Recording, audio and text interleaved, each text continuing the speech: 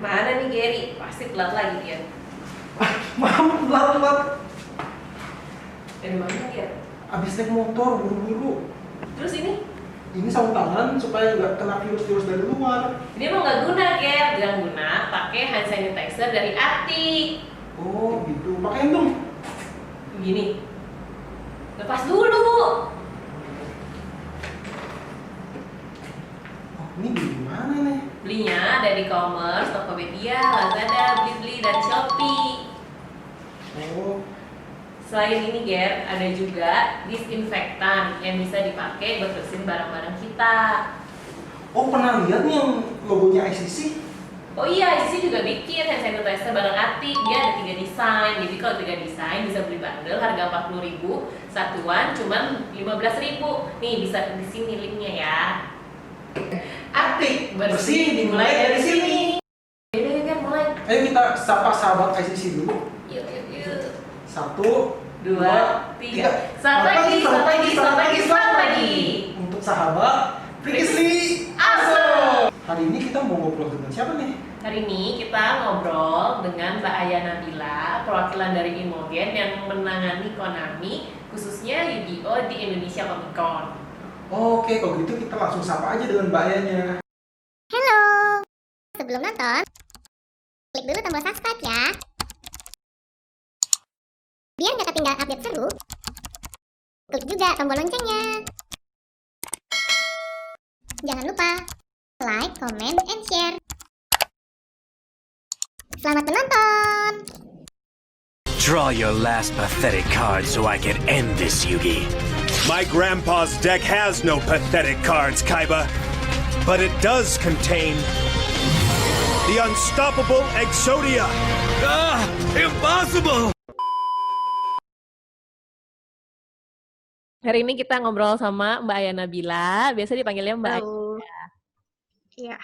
Mbak Aya ini adalah perwakilan dari Imogen yang menangani salah satunya brand Konami, yaitu Yu-Gi-Oh. Benar. Udah berapa lama Mbak ini nanganin si Konami sendiri? Aku mungkin dari ngenalin si Imogennya dulu kali ya, dan kenapa kita bisa kerja bareng Konami gitu. Oke, jadi aku kerja di Imogen, kita itu public relations consultant. Jadi kita itu perusahaan konsultan yang khususnya di bidang komunikasi dan kehumasan atau public relations gitu. Dan salah satu klien kita itu adalah dari Konami dengan melalui beberapa brandnya gitu. Di antaranya aku pernah sebelumnya sebelum bawa Konami Yu-Gi-Oh ke ICC, kita juga udah pernah kerjasama lewat PES gitu. Oke, berarti udah berapa lama tuh Mbak? Kalau PES itu dari 2018, jadi udah 3 tahun lalu lah ya. Kalau misalnya aku handle Konami itu di 2 tahun terakhir. Oh, berarti Tuh. PES itu yang bukan sepak bola. yang sepak bola ya? Berarti nggak cuma Yu-Gi-Oh doang ya Mbak nanganinnya? Bener, bener. Jadi macam-macam, tergantung gamenya si Konami yang mau dijualin di Indonesia sekarang apa gitu. Oh, jadi Imogen ini adalah officialnya dari Konami kalau misalnya mau sharing atau mau bikin brand di Indonesia gitu ya? Branding. Enggak sih, jadi kita tuh bukan official kayak perpanjangan tangan dari Konami Indonesia atau official dari Konami Jepang. Tapi kalau misalnya Konami mau ada apa ini yang mau ditonjolin, yang mau dimarketin ke masyarakat Indonesia, bentuk kegiatan komunikasinya, misalkan mau bikin event, mau bikin press release, atau mau undang-undang media, teman-teman media supaya lebih kenal sama produknya Konami, itu selama ini sih dari 2018 kebetulan kerjasamanya sama kita gitu. Kesan-kesannya gimana Mbak kerja sama Konami? Secara kan kita udah tahu ya brand Konami sendiri itu kan brand yang besar gitu kan, apalagi di dunia game gitu kan. Jujur challenging banget, karena beda-beda banget kan, dan aku sebenarnya kayak belum terlalu lama di dunia PR, terus tiba-tiba aku langsung masuk ketemu Konami, langsung ketemu brand besar yang bawanya itu juga game-game yang challenging, yang sebelumnya juga aku nggak tahu-tahu banget, kayak PES gitu kan. Berarti kan kita harus belajar dulu. Iya, gitu. Cuma seru banget sih, karena apa ya, kayak misalnya Yu-Gi-Oh kemarin nih, kita bawa Yu-Gi-Oh ke Indonesia Comic Con. Itu menarik banget, karena ternyata selama ini tim Konami di Jepang sana itu belum terlalu paham bahwa market Yu-Gi-Oh di Indonesia ternyata tuh banyak banget fansnya gitu. Kita kan kenal Yu-Gi-Oh dari zaman 90-an kan. Betul. Gitu. Di ICC sendiri yang main banyak banget sampai ngebludak ke. Iya. Ya itu seru banget sih, aku bilang wah gila. Dan kita sampai ada prinsipal dari Jepangnya langsung dateng kan, yang pas lagi di ICC. Iya, ada produsernya. Iya. Gitu. Kan katanya ada prinsipal dari Jepang sendiri ya ke ICC ya. Produsernya si Yu-Gi-Oh-nya. Konami bukan produsernya Yu-Gi-Oh Duel Links. Produser gitu. Dueling. Terus kesan-kesannya itu terhadap ICC gimana tuh? Seru banget. Mereka antusias banget. Mereka nggak nyangka banget kalau Indonesia Comic Con itu ternyata sebesar itu gitu. Dan mereka kayak antusias banget karena kayak mereka nggak nyangka ternyata selama ini yang hobi Yu-Gi-Oh di Indonesia itu membludak itu. Dan ICC itu kan kayak pusatnya pop culture gitu kan. Jadi anak-anak yang dari tahun 90-an demen Yu-Gi-Oh itu bisa datang ke booth kita, itu rame banget. Terus ini kita juga memperkenalkan kalau Yu-Gi-Oh tuh sekarang ada di mobile loh, ada di handphone loh, lu bisa main, bukan harus ngeluarin duit banyak buat beli trading card lagi, sekarang lu bisa main di handphone gitu. Iya, karena kan kalau kita jadi menurut mereka kita tahu kan zaman dulu kan kalau misalnya main Konami anak 90-an kan trading card kan, kumpulin kartunya, Yu-Gi-Oh segala macam. Sebenarnya dari dulu kan juga ada mungkin di PS kali ya Mbak, salah satunya kan si game Yu-Gi-Oh. Tapi mungkin sekarang udah lebih dikembangin lagi, ada di handphone Duel Links itu. Tapi memang itu rame banget sih. Aku juga pasti gue gila rame banget nih nonton yang main Yu-Gi-Oh. Ternyata kayak gila masih banyak kan yang main Yu-Gi-Oh kan. Iya, bener. Banyak banget. Jadi mereka benar-benar happy banget, antusias banget, nggak nyangka, oh ternyata, wow, Indonesia tuh sebesar ini ya pangsanya untuk Yu-Gi-Oh gitu. Mereka pikir niche banget gitu, ternyata nggak juga gitu. Dia bisa masuk semua umur sih. Karena kalau yang zaman dulu dia nostalgia, kalau zaman sekarang, yang anak-anak zaman sekarang mungkin, oh ini nih Yu-Gi-Oh udah ada di mobile gitu. Mbak, aku mau tanya nih, kerjasamanya si Konami sendiri sama Imogen itu seperti apa sih? Kita tahu kan kalau misalnya kan si Konami itu kerja sama Imogennya kan buat PR-nya sendiri kan, seperti Mbak bilang sebelumnya. Nah, awalnya tuh kenapa bisa kerja sama Imogen? Secara kan dia perusahaan luar kan, si Konami itu kan. Oh iya. Jadi gini ceritanya kita itu di Imogen itu tergabung di suatu asosiasi perusahaan PR internasional namanya PROE gitu, dan di situ tuh ada berbagai macam perusahaan PR lokal dari berbagai macam negara. Salah satunya adalah PRAP di Jepang sana, namanya PRAP, PRAP di Jepang sana, dan mereka itu kliennya si Konami ini. Jadi kalau misalkan Konami menghubungi mereka gitu ya, terus kayak, gue pengen bikin event ini nih, gue pengen marketin misalnya game Konami, misalnya PES gitu, pengen ngeluarin PES 2021, bisa nggak di Indonesia kita bikin? Otomatis si PRAP akan hubungin kita, karena kita udah partneran. Oh gitu, jadi secara nggak langsung emang udah ada koneksinya juga ya, jadi si Imogen sama Konami. Bahwa itu bener. Metal Gear Solid. Iya. Selain PES dan Yu-Gi-Oh, pernah megang brand apa lagi dari Konami? Kalau dari Konami so far baru PES sama Yu-Gi-Oh Duel Links aja sih kalau aku ya. Gitu di Imogen. Terus pengalamannya sendiri Mbak, pas lagi di ICC itu gimana Mbak? Kan yang kayak Mbak bilang nggak antusias banget, tapi kan ini baru tahun kemarin adalah tahun pertamanya Konami sendiri kan buat pameran di ICC. Itu pengalamannya gimana tuh? Nyangka nggak kayak, keren banget gitu? Jujur kayak nggak berharap banyak, karena aku sendiri tuh kayak melihatnya gini, kayak Yu-Gi-Oh, oke, gue tahu Yu-Gi-Oh keren, tapi Yu-Gi-Oh Duel Links itu kayak niche banget kan. Ternyata setelah aku cari-cari juga, ternyata komunitasnya gede. Udah gitu kayak, bisa nggak ya kita bawa ini ke Comic Con, ini akan menjual nggak ya buat ICC-nya sendiri gitu. Setelah aku lihat-lihat, oke, di sini banyak anak-anak yang suka pop culture, masuk ke segmen 90-an yang dapet, pop culture-nya dapet, ada nostalgianya, main gamenya juga gitu.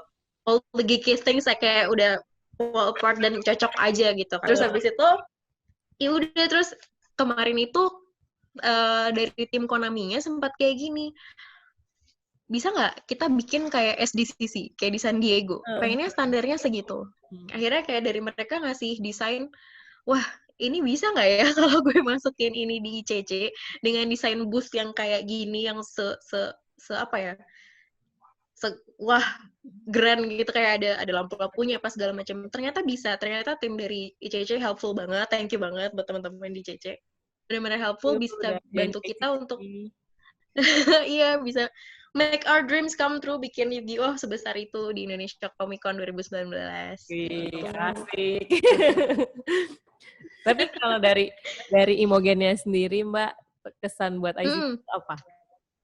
Kalau ini kan sama ini kita dari kalau dari tadi kita ngomong kan cara pandangnya Konami nih ya, lihat di ICC gitu kan ya. Jadi yang apa namanya, kayaknya ternyata cocok segala macam, bisa nostalgia. Terus kalau misalnya dari sisi Imogennya sendiri tuh ininya apa, Mbak, kesan ICC?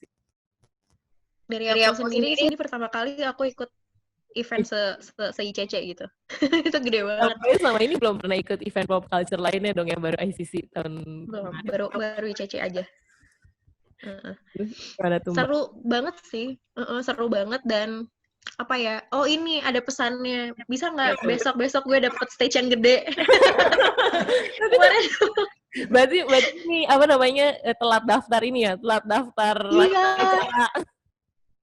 Iya bener, jadi karena baru tahu, nyari taunya belakangan, jadi tim Konami kan baru ngubungin kayak ini deket, bentar lagi nih ada ICC, kita bisa masuk nggak nih gitu. Ternyata wah syukur masih bisa dapat space booth yang lumayan gede gitu. Dan ternyata untuk dapat yang di stage yang gede itu udah ketinggalan gitu. Iya, karena mereka pengen banget sebenarnya. Iya, karena memang kalau misalnya buat di acara panggung gitu kan, biasanya mereka udah request nih dari awal-awal gitu kan. Iya. Kemarin kita sempat slotin juga buat Konami sih, kayak kita slotin Konami di panggung besar, cuman kayaknya waktu itu masih belum yakin kan.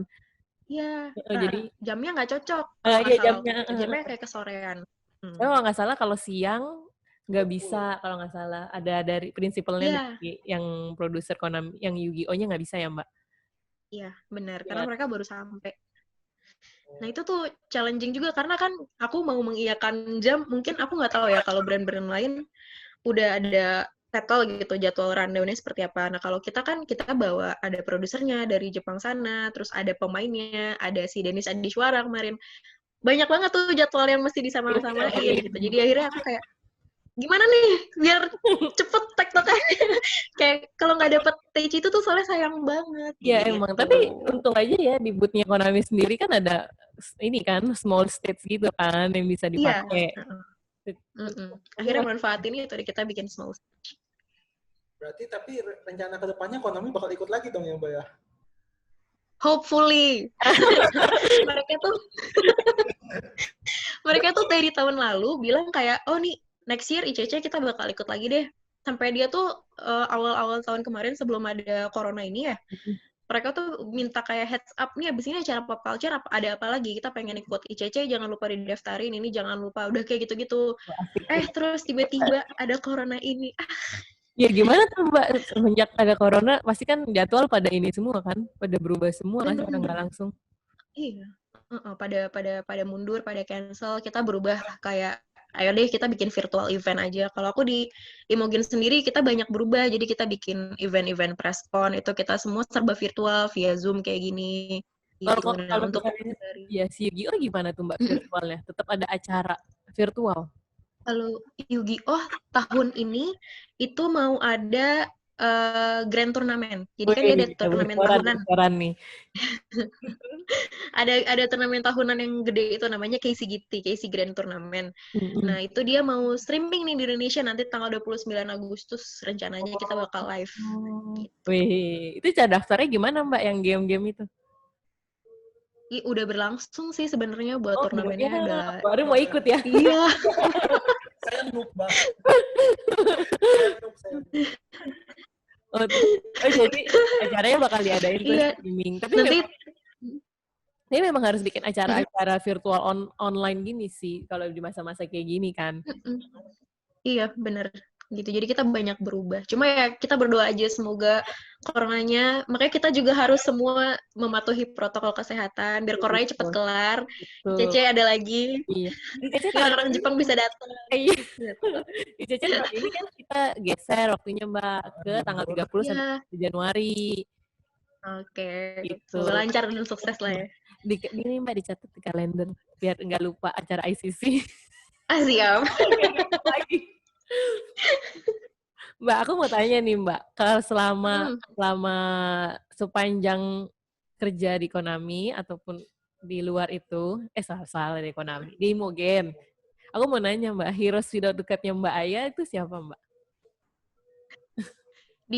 Maksudnya kerja sama Konami atau dalam situasi corona nih? Boleh dua-duanya. Boleh dong, yang mana dong? Boleh dari internal, boleh dari lingkungan. Heroes without capes. Iya, betul. Kalau under di specific situasi pandemi ya, I would like to extend my gratitude untuk semua, kalau misalkan kayak tenaga medis itu of course mereka jadi garis terdepan kita menghadapi pandemi ini. Tapi heroes without capes menurut aku, especially di pandemi ini adalah semua citizen, semua warga negara yang mau percaya ataupun nggak percaya, mau keluarganya ada yang kena ataupun nggak kena, tetap menjaga protokol kesehatan. Karena kalau misalkan mau tenaga medis itu kerja sekeras apapun, mau pemerintah setegas apapun, kalau misalkan kita sebagai warga negara itu nggak mematuhi protokol kesehatan, then this pandemic will still exist gitu, dan nggak akan kelar-kelar gitu. Gitu sih. Jadi buat semuanya ya. Kita bisa lah berterima kasih sama teman-teman kita. Kita bisa menganggap diri kita, oke, kita lakukan yuk apa yang bisa kita lakukan untuk membantu teman-teman kita di luar sana yang terdampak pandemi.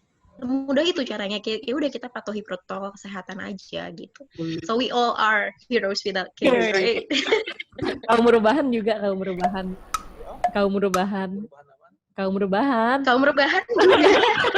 Oke. Benar gak Mbak? Bener dong, kita stay di rumah, nggak kemana-mana kan, nggak ribet. Kalau kaum merubahan ya kan, yang dia cuma di rumah doang, secara nggak langsung dia udah stop virus corona. Iya bener. Mbak, ini kan bakal ada giveaway dari Imogen bener. atau dari Yu-Gi-Oh nih Mbak, enaknya disebutnya. Ada giveaway dari apa ya bilangnya ya? Aku punya beberapa merch dari Yu-Gi-Oh Duel Links yang kemarin kita sempat bagiin juga di Indonesia Comic Con. Jadi buat yang belum dapat nih, aku tunjukin kali ya? Iya, boleh ditunjukin. Soalnya udah ada yang mau juga. Ada yang mau ikut juga nih giveaway-nya. Ini ada kayak ada kaos kayak gini, kaos Duel Links yang aku pakai nih. Kebalik. Tuh, ada masih baru, masih disegel, udah disemprot disinfektan. Terus ada ini ring holder, kelihatan nggak? Asik. Gitu. Biar kayak beauty blogger. Nih, ring holder dari Yu-Gi-Oh juga, gambar Seto Kaiba sama Yugi Muto, sama ada ini, ada lanyard, ada tulisan, ada logo Konami-nya dan Yu-Gi-Oh. Keren kan? Iya. Jadi nanti kalau teman-teman mau dapat merchandise-nya, tinggal ikut giveaway-nya ICC collab sama Konami Yu-Gi-Oh Duel Links. Oke. Kayak di Instagramnya, mungkin nanti cek boleh Instagramnya Imogen sama Instagramnya ICC, atau mungkin di YouTube-nya juga mungkin kalau ada, ya pokoknya ditungguin aja. Bakal ada kuisnya di situ, jangan lupa dijawab jawaban yang benar, bakal dapat merch-merch yang tadi aku kasih lihat gitu. Oke, sama jangan lupa nanti tanggal 29 Agustus ada streaming turnamen. Oh iya benar. Jadi tanggal 29 ada streaming final match dari Casey Grand Tournament untuk Yu-Gi-Oh Duel Links gitu. Oke. Ada yang mau tambahin lagi Mbak? Apa ada ya? Promo-promo yang mau ditambahin? Ya itu. Nah, jangan lupa nontonnya itu bisa di beberapa channel YouTube, nanti akan diumumin lebih lanjut nih. Lihat di link di mana sini? Ya, link di sini. Lihat di sini. Atau di sini. Oke. Nanti tanggal 29 ada ini ya, streaming Yu-Gi-Oh! Final. Oke. Thank you banyak. Makasih Mbak Cynthia, makasih Mas Gary. Oke. Terima kasih. Inevitable.